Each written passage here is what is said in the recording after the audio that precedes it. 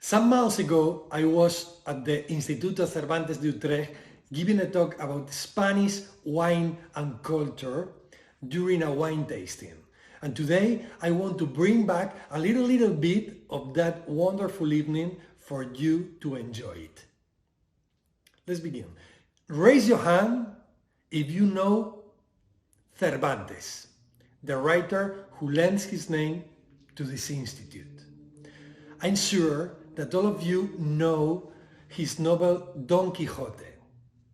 Yes? I wouldn't expect any less because this book is the most important in Spanish literature and one of the most important in universal literature, to the point of being the most read book ever after the Bible. So most likely you have heard about the chapter in which Don Quixote fights with wineskins. Cervantes writes that Don Quixote and his servant Sancho Panza were spending the night in an inn when suddenly the servant showed up in the hall shouting, "Come quickly, gentlemen, and help my lord, who is involved in the most close battle that my eyes have seen." And he claimed that Don Quixote had cut off the head of a giant whose blood ran out on the ground.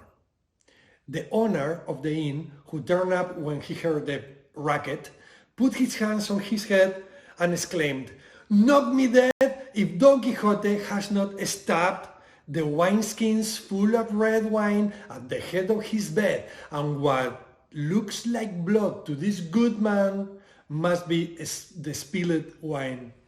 And as so many times in the book, our knight was beaten up. Today, we are not going to use knives against any wineskin, nor are we going to spill on the floor any bottle. But we are going to let ourselves flow with the fantasy of our literature for a while, and with the canvases of our great painters, and also with the lives of those other lesser known but none less important artists, the Spanish winemakers, who work night and day to create true works of art. Because all of this is culture, don't you think? Wine and culture have always gone hand to hand in Spain, because in my country, wine is not only something you drink, it's something you live. It's part of the great celebrations, but also of the small daily ceremonies. And at the end of the day, that's life, to celebrate every moment, every meal in good company, every conversation with a beloved person. This wine and gastronomy pairing is not new. No. After the Industrial Revolution, the wine jumped from being consumed mainly for festivities to all the meals of the day. Because of that, wine became a product as common as bread in some regions of Spain. If you have been in my country, you will know what chateo is. That's when you go with a bunch of friends to try different wines in successive bars, one after another, accompanied by our tapas. I'm sure you know what tapas is. No? Those small dishes that become the gastronomic speciality of each bar. And maybe you have heard about el vino español, as it's called this social act in which wine with the tapas is served at important events. Throughout time, Spanish viticulture has developed from its empirical origins to the most delicate, even scientific art that is today. An art that crosses borders to reach such wonderful places like you are now. But there is something that has not changed it at all during this long process.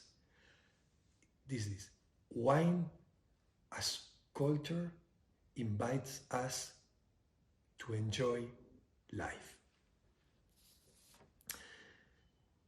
When I speak of visual arts, do not imagine only religious paintings, for example, of vieringen with children holding clusters of grapes, no? Or scenes from inside the taverns. Not only that, going to a more conceptual level, wine in art has also been a reflection of the society of its time. In 1919, the Cubism artist from Madrid, Juan Gris, painted the canvas Barrel and Fruit Bowl, which hangs in the Thyssen-Bornemisza collection. It's an amazing museum that I invite all of you to visit, like other wonderful museums in our country. In my hometown, for example, in Rioja, as the so-called Vivanco Art Wine Museum. And in that painting of Juan Gris, you can find the two symbols that for the painter represented the masses: a newspaper and a bottle of wine. That's because he painted it in France after the return home of the soldiers during the First World War, who got used at the battlefront to drink daily the wine that was supplied by the military command and that was often imported from Spain. But as we said at the beginning, culture, and therefore the culture of wine, is not just literature and visual arts. The World Conference on Cultural Policies held in Mexico in 1982 beautifully stated that through culture, man expresses himself, becomes aware of himself, recognizes himself as an unfinished project, questions his own achievements, seeks tirelessly new meanings and creates works that transcends himself. I love this statement. I love it, which cannot be more accurate. Culture is born from our vocation of transcendence, from that inner strength that pushes us to create things superior to ourselves.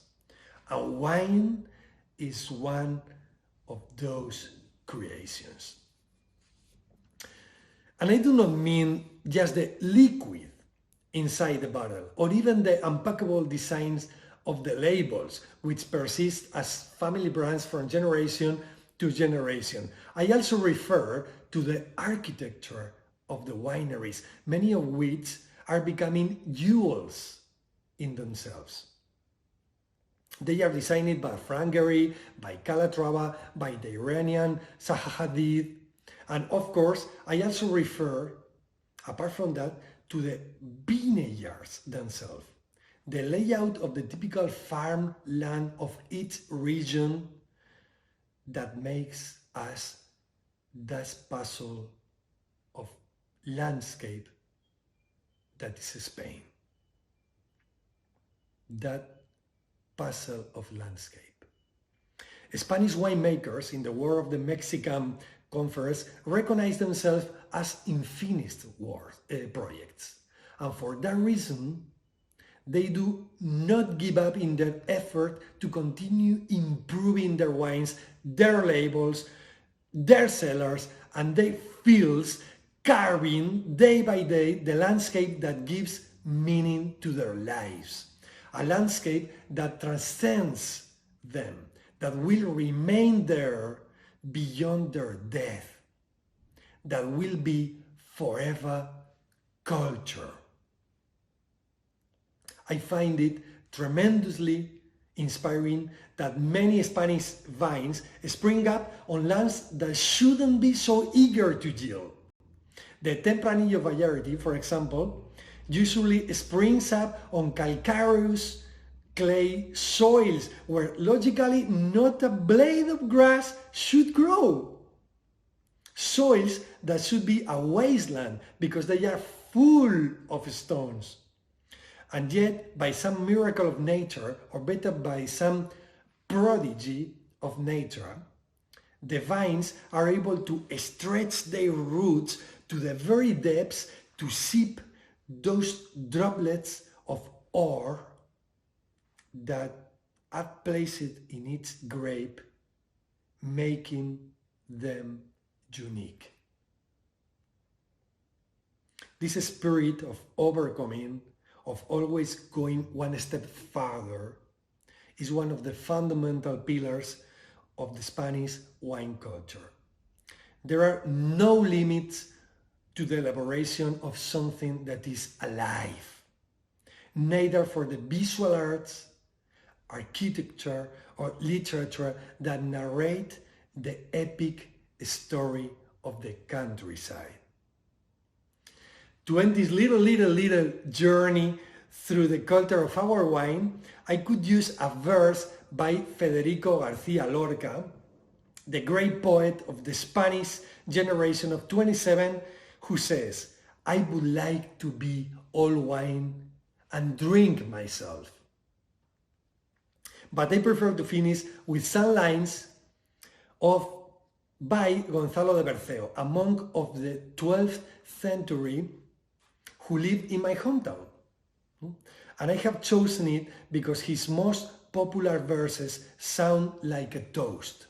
You will see. And if not, look at how he begins his book about the life of Saint Domingo de Silos, when he explains the price he has earned for writing it in popular language, not in Latin.